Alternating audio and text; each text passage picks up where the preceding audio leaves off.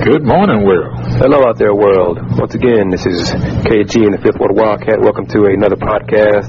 We'll get right into it. We're on the mental clock this time. So, what's on your mind, sir? What's in your brain? Let's see what's on my brain. Well, several things.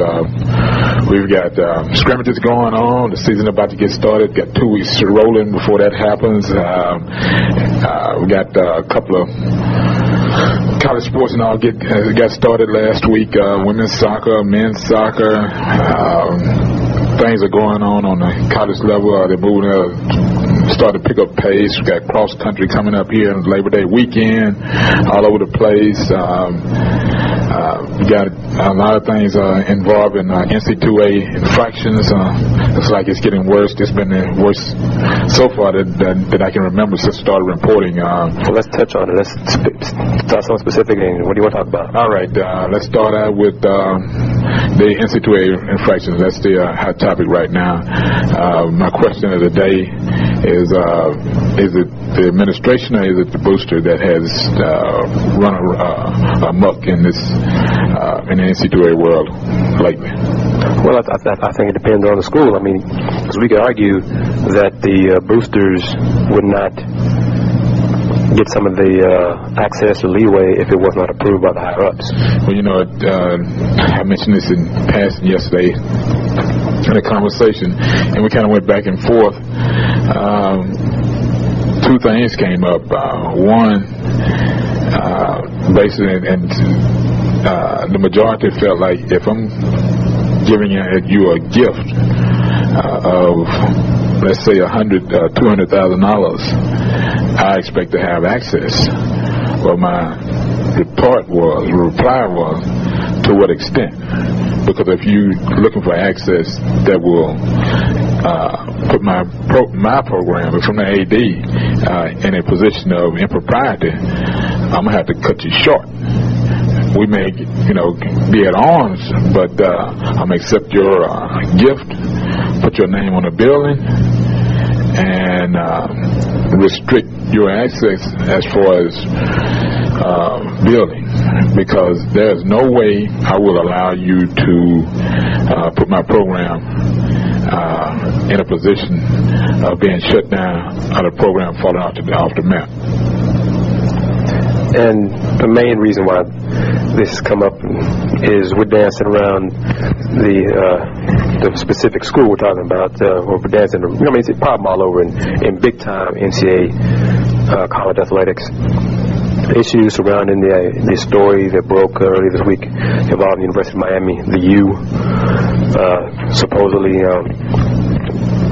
72 players over a 10-year span received benefits from Nevin Shapiro, booster. If you want to call him, technically he's a booster because he's paid the money to become a Miami booster, but he's in prison right now. He's a felon for 20 years for Ponzi scheme, bilking people out of about $930 million.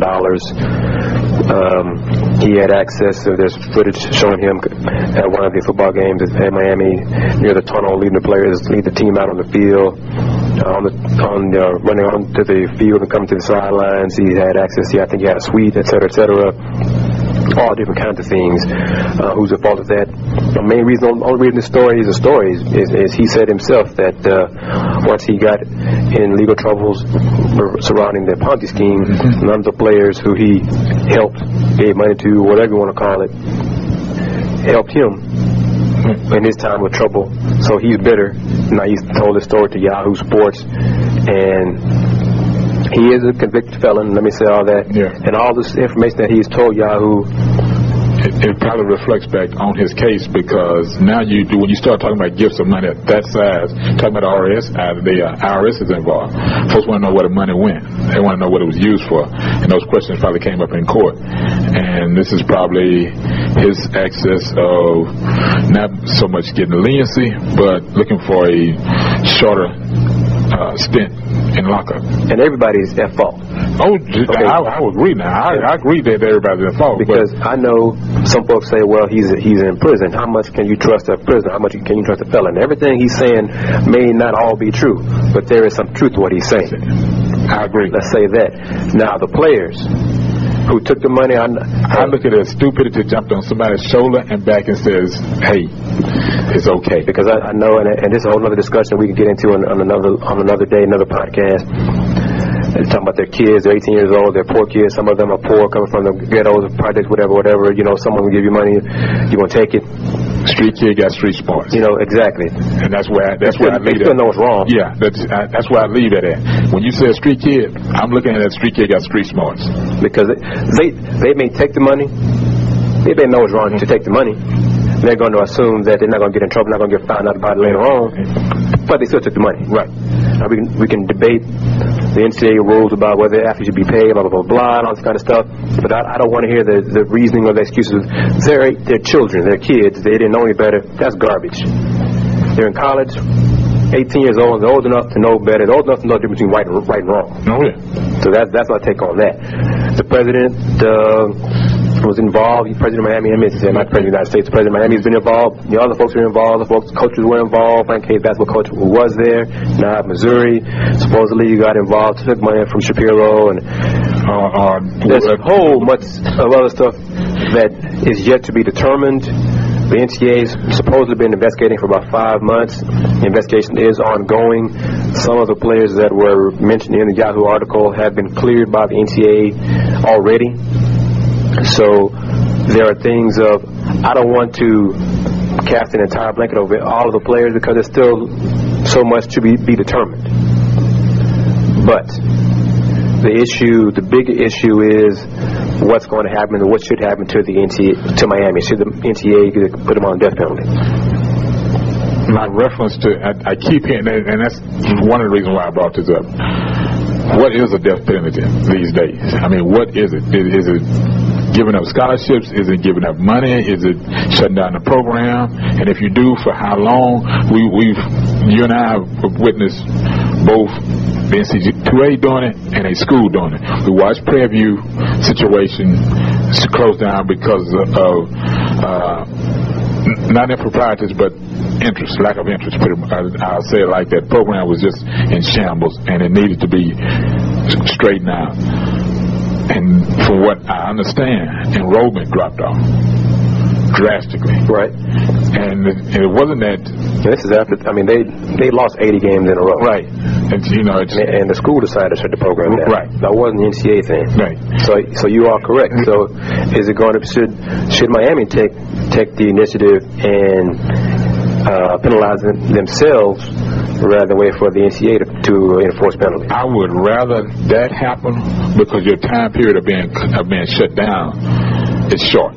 Even if somebody that's come from the outside comes in and says, this is what we land down. If you shut the program down on your own, which is pretty much what everybody's doing now to avoid extending suspensions, closure, penalties, or fines that's set aside by the NCAA, they're pretty much helping their own case because everybody's pretty much looking at the Ohio State situation like, okay, we knew some things happened, but looks like they're getting off with just a slap on the wrist, a couple of swats on the backside.